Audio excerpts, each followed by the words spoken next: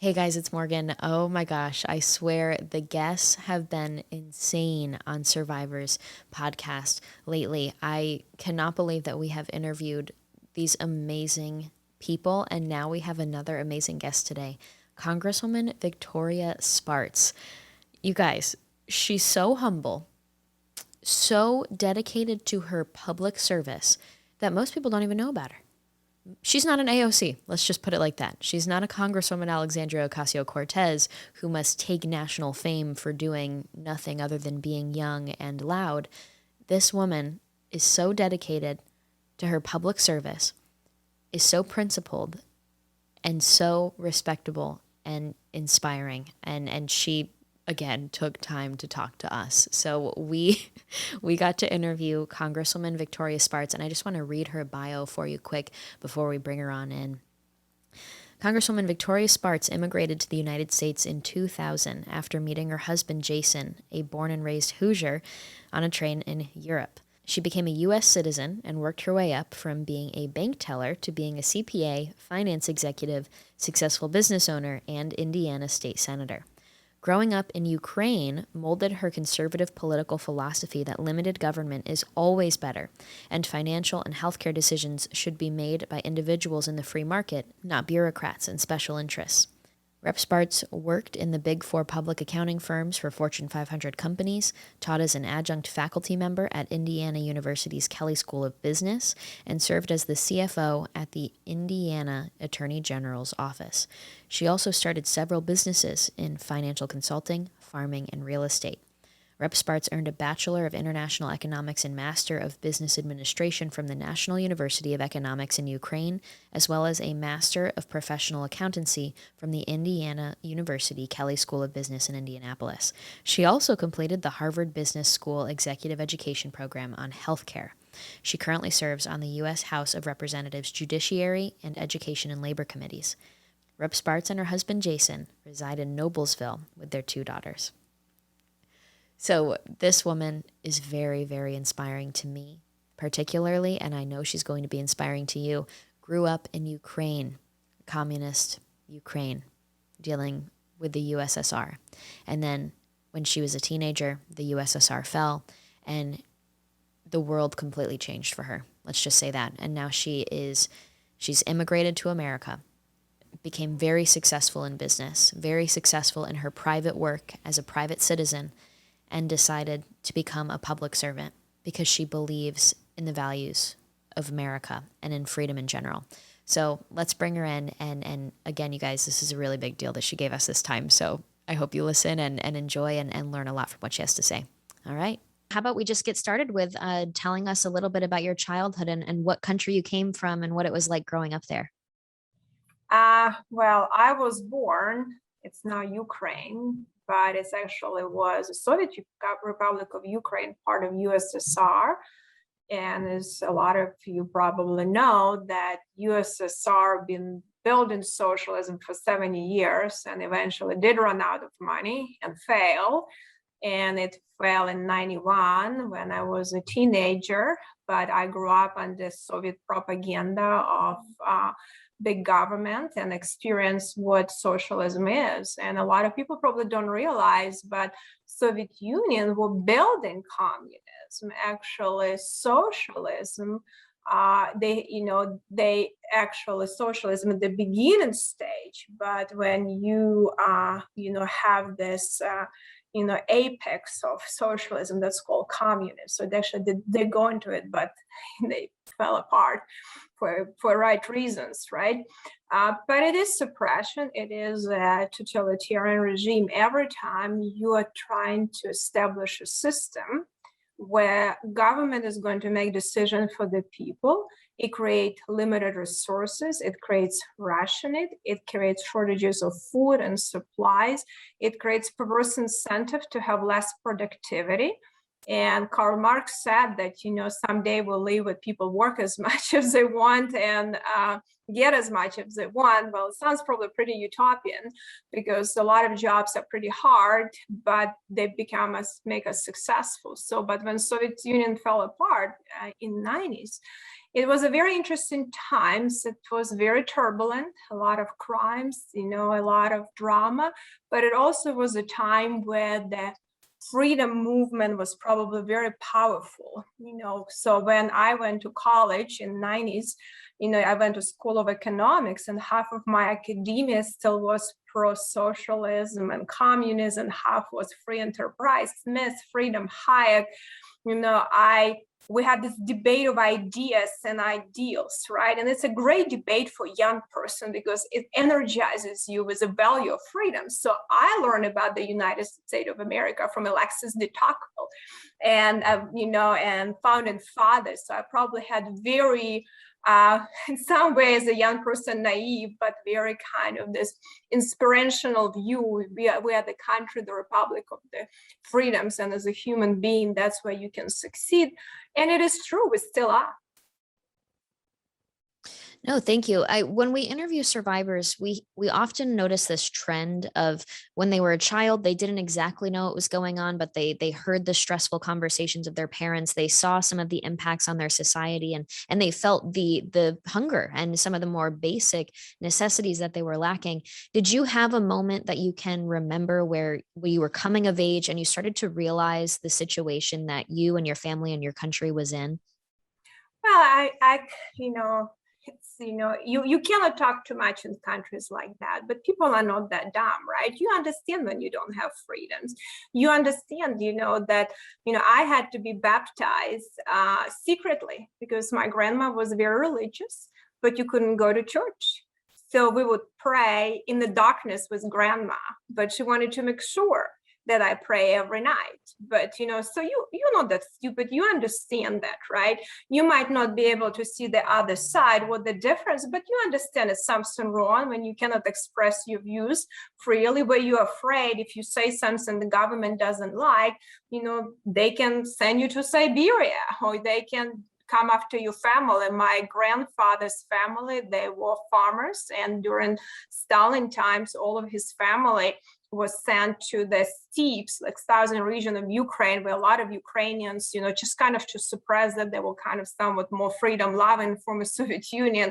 They destroyed millions of Ukrainians with hunger. They took all of the bread and took land from farmers and sent the large families. And my grandpa, when he came back, to the area where I was from, he ate so many potato peels that he's almost died. He was so hungry, and his mom was pregnant with a child who died. So I think, these stories you hear is that. So my grandpa never wanted to join the Communist Party, and he never, and they punished him. They would never advance you in a job or anywhere else if you don't join the Communist Party. So I experienced and I knew about things like that when I was a child. I see what it was. You might not see the difference, and you see the difference between people on top have access. It's a known thing to have access to more elite food, elite, clothes, and go to the special, they call it dacha, special vacations. People knew about that. It's not the equality. They talk about it. Socialism create political elites, ruling class on top, and then everyone else equally poor. Equality and misery, that's what it does. Okay, and so then as you came of age and you're pretty aware of the fact that joining the Communist Party is really the only way to succeed or get that special treatment, were you considering joining the Communist Party, or was your family very against it, but privately? Or how'd you go about maneuvering your visions for your life as a young person? Well, I was 13 when Soviet Union fell apart, so I didn't have to be in the front making that decision like me. But we went through all of that. You have to be like a pioneer. It was mandatory. Everyone had to go through all of this, elementary levels of building to how you can be good socialist and communist. So all that brainwashing. So I experienced that, but I didn't have to be in front of that decisions. And some people made some practical decisions, because they knew that the only way how they can get a job, but they were not necessarily promoting communist propaganda. Not everyone was, because there always was this workers and business side of people that belonged to the party, and then was really people on the propaganda that enforced propaganda and kind of forced that socialist agenda. So that was a totally kind of different. Even in any organization, they would have people that just doing the work, and pretty much everyone who's on top would have to belong to some, professionals to the party. But then within the organization, they would have actual apparatus of Communist Party ingrained who would enforce this rule. So there is always a difference. So it wasn't really, for most people, they were not really living and breathing that parties. They just were afraid to stand up and say something. So they would use surveillance and political machine, there to make sure they collect information. That's why when we look at this collection of information, resemblance what they did, KGB and political machine, here reminds me of what's happening in the Soviet Union. They collect information on people and on your family, what you do and everything else. And if you move a little bit not within the parameters they assign to you, you can be, put in jail. You can be considered to be mentally sick. They'll put you in a mental health facility. And if they cannot figure out, they would use bandits, against you too. So they use all of the tools to suppress. Okay. And now speaking of the fact that what's happening here is reminding you of back then, can we transition into how did you go? Were you 22 when you came to America? I'm 21, yeah. Oh, wow. Okay. So I'm 24 now. I can't imagine. What was that like? And what made you make that decision to come to the United States? And did you have any goals for yourself as a young 20-something coming to a new country after growing up in communism? Well, I think, any experience, makes it, different observers, right? Because you have personal experience. So when I came here, when I was 21, I actually met my husband on the train in Europe as I was in college. We got engaged, after college, and I moved here. I had one suitcase, which was lost in New York when I was, changing the planes. And when I came to Chicago, I was given the address from my address book where to send a suitcase. And I realized that I left it in New York airport. And I'm thinking, oh my gosh, I don't even have an address. And that was in 2000. We didn't have cell phones, all these different things. I said, if my, husband, now fiance at that time doesn't meet me, I don't even know. I don't know one person. I don't even know where to go and what to do. Well, he met me in the rest of history, but it is very, but you have to be a little bit adventurous and crazy to cross the ocean with suitcase and come to a new country. But I always, I grew up where when Soviet Union fell apart, I grew up in these ideas and ideals that energize and maybe idealistic about what the freedoms are and how important to protect freedoms. So it made me value these freedoms much more because I didn't experience them and I understood how important they are and how much success we can attribute. The only difference between people in our country and any other country in the world, we have the most freedoms to succeed. There is no difference. People are the same, with everywhere the same. It's you have a system where you as an individual can pursue your happiness in whichever way you want. And we're all different and no one tells us what to do. There is no one superior on top because we are not. Politicians are by far, a lot of them, you wouldn't pay $10 an hour, not just, tell them they're somehow better than you are because they're not. So you have that value. And it's they have this sort of a frog boiling in the water, right? And then, you hit up the frog and frog doesn't realize, right, not having freedoms. You have someone who came from a different environment and you throw the frog in the boiling water. And I'm like, oh my gosh, there are a lot of things that are happening in the country that remind me what the things that I grew up with under totalitarian regime and big government suppressing individuals. So that made me as a young person and the mother of young children, thinking like, oh my gosh, this is not what really this country should be about. That's not what I learned in Alexis de Tocqueville and some founding fathers. We have to do something about it. And when mothers get pissed off, they just get up and do things for our children and our future country. So that's my modern politics. Well, I love that story. I know all the girls on my team, we're an all-female team pretty much. We really admire you and we look up to you because you're such a strong role model with your home life, your family, promoting those values and having daughters and children and a great husband. So we admire you for that. And now you're a member of Congress. So can you walk us through how you reached your points of success in America and what you're doing now as a member of Congress to further those values and to really share your experiences by serving the public. When people ask, what a success is, I'll tell you, your determination and hard work in the two key ingredients to success in life. If you really have a goal and vision and persistent, and you're willing to work hard for it, you might not get it right away. We all have up and downs. You might not get it at 100%, and that's okay. But if you put your target high enough, and you push yourself and you're willing to dedicate time and energy to it, you will achieve your goals. And it's like in everything else, if you become passionate about it, don't be afraid. Don't be afraid to challenge the status quo. Don't be afraid, to get outside of your comfort zone and the side of the box. I think a lot of times, if you think about it, I remember myself, right? I speak with an accent. I kind of make a joke, my Yankee accent, because when I did audits, I used to audit publicly traded companies around the country. And in Tennessee, I was in McDonald's drive-through. And usually when you go drive-through, people have a hard time understanding you. So it's like, oh my gosh. But then I pull up to the drive-through and the girl is like, wow, you sound like you're having an accent. You must be a Yankee. So I felt so American that she called me a Yankee, but I guess I am, So I was like, I guess in the Tennessee, I'm a Yankee, but I think it's something, if you think about it, that was not very comfortable for me speaking with an accent, go like on radio, TV, on the phone. I'm like, oh my gosh, it's hard, to understand someone, right? So I'm like, oh my gosh, people will not understand what I say. People like, you kind of uncomfortable, but you overcome this. And a lot of people, when they see that you're working hard and you're really sincere and care, people will step up and help you out. You will have challenges, you'll have some people, but that's okay. Challenges make us stronger. Not be afraid to go through challenges because they make you tougher and they make you learn things. And I think that's something a lot of time women, are not as ambitious in some way, especially in politics, to say, you know what, I can bring value too.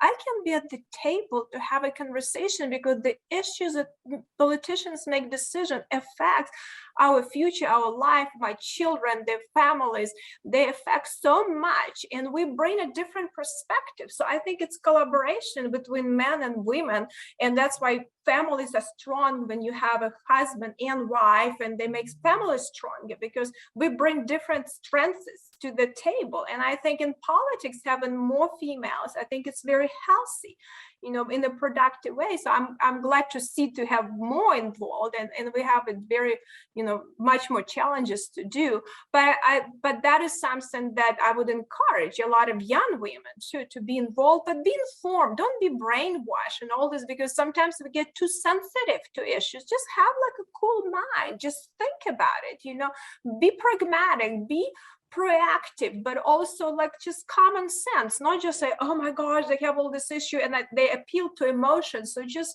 think about it. Don't let emotions control you, because men a lot of time, they're not, as emotionally controlled. Although I was looking at something that they had a study that they cry more than women, which was interesting. I just saw it on Fox News. Interesting. Interesting. I don't know if it's true or not. I just saw that. I'm like, oh, that's interesting. That is. Well, I think your advice, it not only plays well for young women, but a lot of young men need to hear that same concept of just determination and fortitude and resilience to get through the hard times and to push forward. And I love your message of people will join you if they believe in what you're doing. I know you're a very busy woman, very busy Congresswoman, and we really appreciate your time. Can you maybe finish this great interview with explaining your thoughts on seeing the numbers about Gen Z and millennials specifically? We're embracing force over choice. We're embracing socialism and communism and authoritarianism. Some of the more recent numbers include like 70% of young Americans would select a socialist leader over a capitalist leader if given the option. 58% would choose socialism over capitalism. And those numbers were right before COVID hit. So I'm interested in seeing what the numbers are going to be post-COVID, but that alone is very concerning that they're over 50%. It's pretty wild. So what are your thoughts on that after having grown up under communism? But it's interesting because you mentioned the pandemic, and people had some kind of a glimpse of socialism, right? And I think people start realizing maybe that's not what really these people are selling to us, because they try to sell socialism as something so great, and people have all of these utopian things, that we're all going to be, like Karl Marx said, work as much as we want, and get as much as you want, and it sounds all great, but I don't think it actually can exist, and it doesn't exist. There are a lot of jobs no one is going to take, like we're doing farming and fixing the broken combine, and they have grease and diesel fluid flight coming down on you and doing all these different things. But it's very rewarding, because at the end you create value and do some things. So there are some hard jobs, but very rewarding too. So I think young people just been brainwashed, and the totalitarian regime and control was sold like a freedom. And I think we need to do a better job as Republicans, to talk about what freedom is, and rebranding because, this is all we have. There is nothing else people have except freedom. And it's cool to fight for freedom. It's cool to protect the freedoms. It's cool to be the country where you individual have the most freedoms, not to have the country of elites on oligarchs and oligopolies running the country.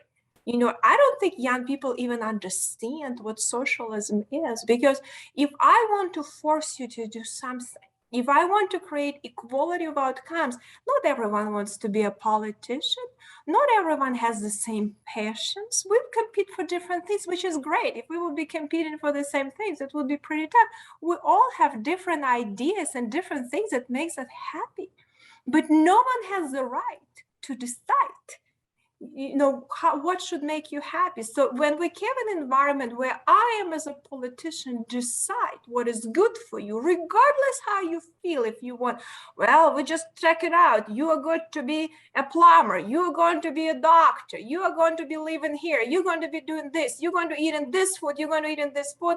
You're going to say this, and you're not allowed to say this, right? We created this dictatorship of opinions, of views, and that's what this government is creating right now. When we create this environment to force you, I think human beings are still born to be free internally.